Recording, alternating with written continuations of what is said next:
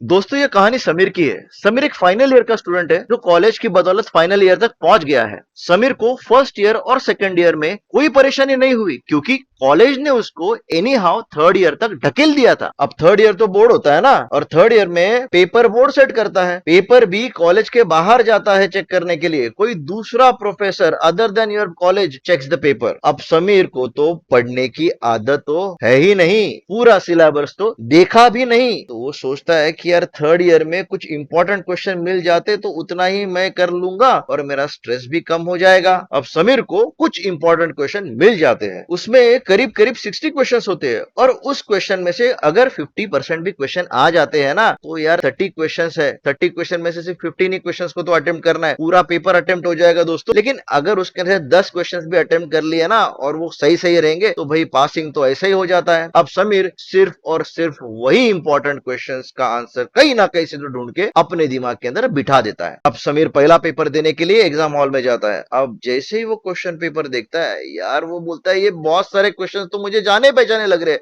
ये तो पूरा इंपॉर्टेंट क्वेश्चन में से पेपर आया है यार। समीर का पेपर बहुत अच्छा अटेम्प्ट हो जाता है। अब यही तरीका समीर बाकी पेपर को भी अप्लाई करने का इरादा बना लेता है। दूसरे पेपर में जाता है, सेम पैटर्न सेम तरीका, यार मजा ही मजा, बहुत सारे क्वेश्चन उसको जाने पहचाने लग रहे थे।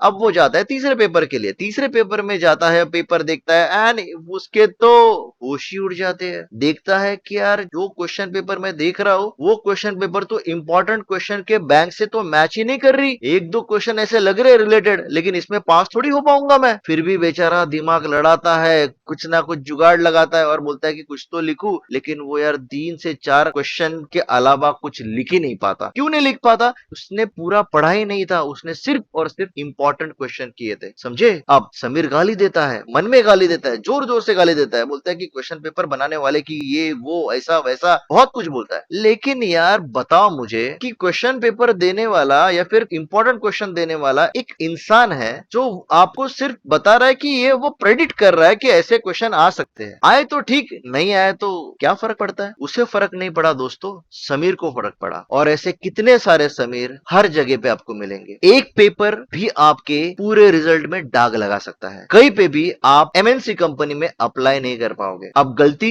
एक पेपर की हुई, उसका इंपॉर्टेंट क्वेश्चंस एक पेपर में नहीं आया, लेकिन उसका सजा आपको भुगतना पड़ेगा। एमएनसी कंपनी में बल्क रिक्रूटमेंट होता है और बल्क रिक्रूटमेंट में आपका ये रिजल्ट तो चलने वाला नहीं है। ये छोड़ो, आपका 1 साल और बढ़ जाता है, 3 साल का डिग्री 4 साल हो जाता है। क्यों? एक पेपर की वजह से। परवड़ेगा क्या? अब बताओ यार दोस्तों, गलती समीर की है या इंपॉर्टेंट क्वेश्चन देने वाले की?